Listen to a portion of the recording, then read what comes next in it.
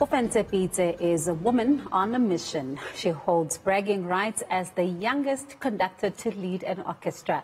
Many started taking notice of her abilities when she performed at Judith Sepuma's album launch. She joins me now to discuss her achievements. Ha! What a moment!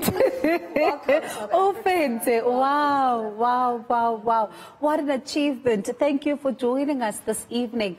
You know, as I'm reading it, it just reads like such an unbelievable story. Where did it start for you?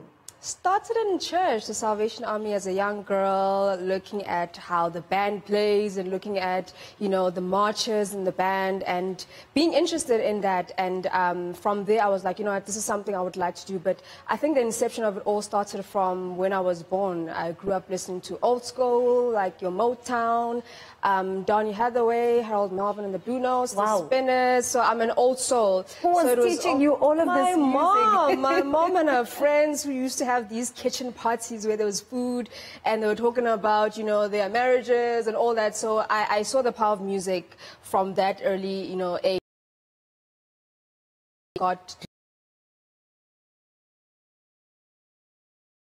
It wasn't part of the plan, but now we're here. Was there ever a time when you thought of something else and not music?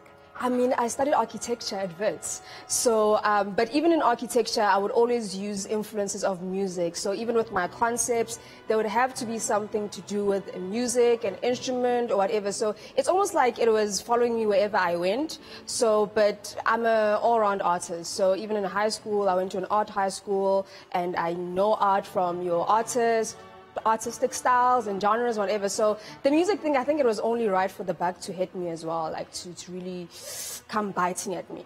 And one thing I've read about you is that you say that you are a reincarnate of your grandfather. Yes. Did he have an influence at all of where you are currently? He did. Unfortunately, he passed away when I was like 18 months old. But he definitely did, because when my uncles and when my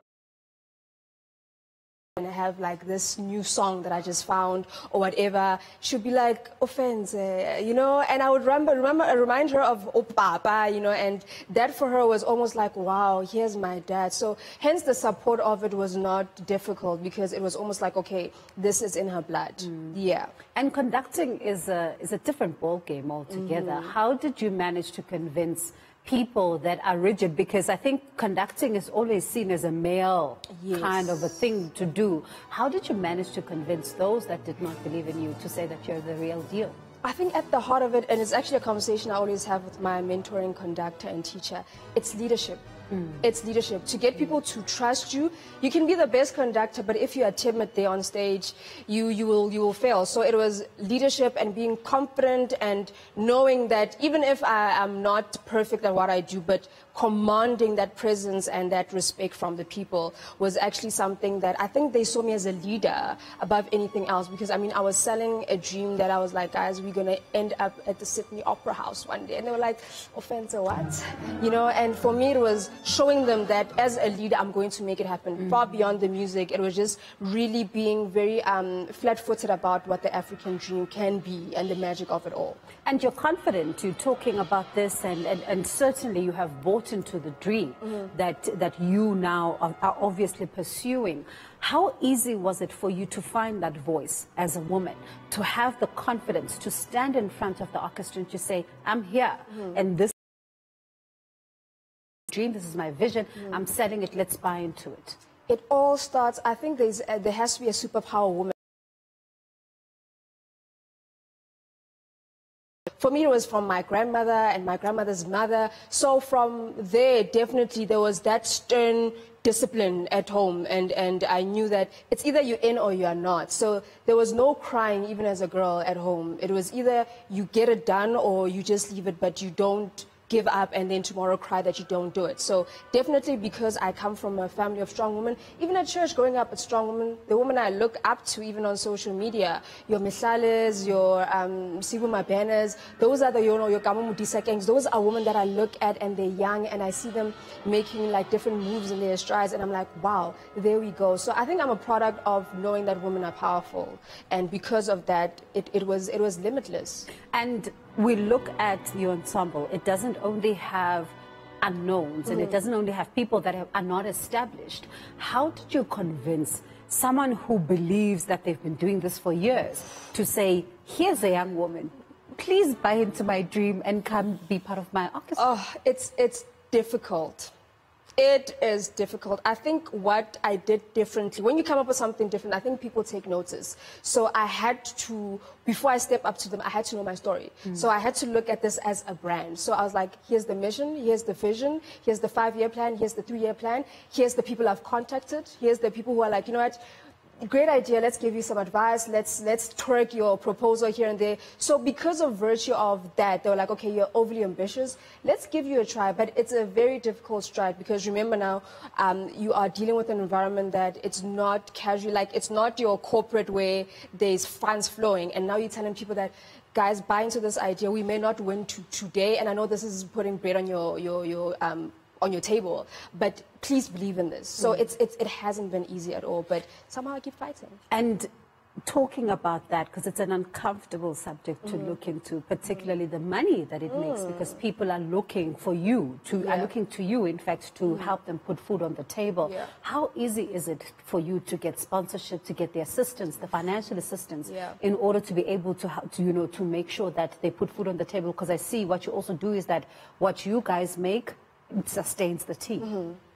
It hasn't been easy. I've had great sponsors who I will not mention, will drop you, like literally before the show or whatever is supposed to happen, they drop you. And it goes back to, okay, she's a woman, she's black, is she really going to pull it off, So it's almost like I've had to prove myself 10 times harder, and because of it's been very difficult to get sponsors, investors, and I think in this country we don't look at art as European countries. There from Monday to Sunday, their whole family is supporting theatre works, because that sort of like fuels back to the country's economy. So here it's almost like we neglect that, and it's a very important element towards the the sustainment of the country. So it's something that I wish, and my hope is to get more investors and sponsors and collaborators to just contribute to the rise of a black economy. And is it not then sad, because if you have to work 3 times harder because you're a woman, it's one of those things that really say the struggle is still real for us. The struggle is still real. I mean, I was with like I was saying earlier, my conducting men. So we have our sessions, right? So that is my sacred place. I know it's been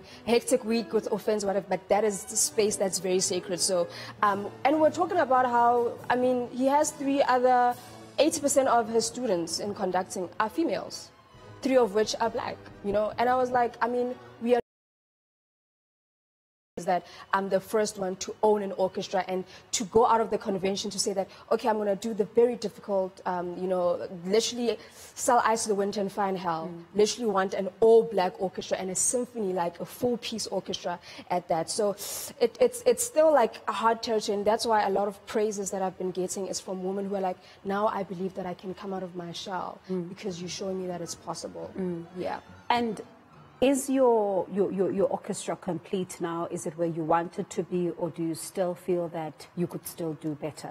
We could still, I think, support more than anything. If we get the right sponsorships, the right investments, because for me, this is big for Africa in the arts. If I can just tell you the amount of people from international shores who have touched base with me, like every 20 minutes there's a like, a follow, and people are like, sis, you're doing great. And these are even conductors on a world scale who are like, you're doing something that has, we have failed to do for many years. You are literally breaking the glass ceiling. And for me, I wish many people would be like, okay, let's actually invest in this, let's actually support this, because it's not a me thing, it's for the country, and for people in Sydney and Oslo to be looking at the first young black female conductor from South Africa to have her own orchestra. It's like, wow, we see the possibility in South Africa, so we all have to really get 20 years into our democracy, we're still finding ourselves having the first black this, the first woman this, the first, we should still right now be talking a conversation of having more, shouldn't we? We should, and also it shouldn't be a woman thing, and like for me, I want to get to a point where it's not wow, first black female. We need to turn off the lights and have 2 orchestras. I'm conducting on the left, and then on the right is another conductor, and then it's same standard. It's it's about that. It shouldn't now be sort of like be selling now a poster of, wow, she's South African and she's black. And no, we should, even the quality of what we produce should be on that level. So it shouldn't be a woman thing. But yes, 20 years into it, we're still looking at first pilot woman and first conductor woman. So it should just be the person who's actually doing whatever they have to do. So it shouldn't be a woman or a male or a female thing. Yeah. And for some, you know, the arts has sometimes, especially theater, orchestra, and all of that has been seen as if it's, you know, not too close, particularly in rural areas and townships. How then do you make sure that you don't leave those areas behind? It's, I mean, the demographics of my orchestra, it's not Johannesburg. There's guys from Pretoria, there's Katlehong, there's Vosloorus, there's the East Rand, and even my choir, there's guys who, when they're not at school, the home is Kopolokwane or the Northwest, you know, and because I didn't want to make it this is only in GP, you know, this is only an 011 thing. I wanted to combine all of those factors so that it's a us thing. And also curbing to that, because remember now, some of them don't even have the means of getting to rehearsal. So now it's like, okay, now I have to make sure that I give them money to make it to rehearsal. Some of them have to go borrow an instrument, have to now ensure that, because you don't want to leave anyone out on the basis that they cannot afford to make it or whatever. So I've had to take my own capital from my architecture job, which I think if it wasn't for this dream and this passion, I would probably maybe have like a nice penthouse or whatever. But because I believed in this so much, I literally gave up all my worldly possessions for fueling into this dream. And what is the 5-year plan? Wow, the 5-year plan. Things are happening now. So the 5-year plan for me, I would want for us to create content like movies, animation. Currently we're working with a group of amazing young writers, an amazing graphics team. And these are all black, and they're creating a spectacular movie of Shaka Zulu, you know, the story of Ushaka. And this is in animation, and you can imagine that the music behind that is going to be full orchestra. So Anchored Sound is going to be doing like the scoring of that. And then obviously looking at other South African musicians in even jazz and in African storytelling, and allowing for the voices to be our not so celebrated but very great actors, your Mushidi Mutehos and stuff. Also curbing into the plight of the theater and the acting space, sort of like not getting as much support. So shedding light onto that. And I think if we were to get to the platform where Beyonce's like, hey, let's collaborate, let's do a live show, I think now I'd know that, okay, now we have literally opened the market for the possibility of such great things. Well, I see the Sydney Opera House very close. Very, very close. I can see you performing there with your orchestra. Thank you so much, Ofentse, for coming through this evening and sharing your such an inspirational story for all of us. And I'm sure a lot of our viewers are quite inspired by what you're doing. And good luck for the future. Thank you so much. That was Ofentse Pitse there, who is talking to us about her orchestra ensemble and all the dreams and aspirations that she has for it. And after the break, Benji is going to give us all the details of that win by the Under-23 team. Stay with Newzroom Afrika.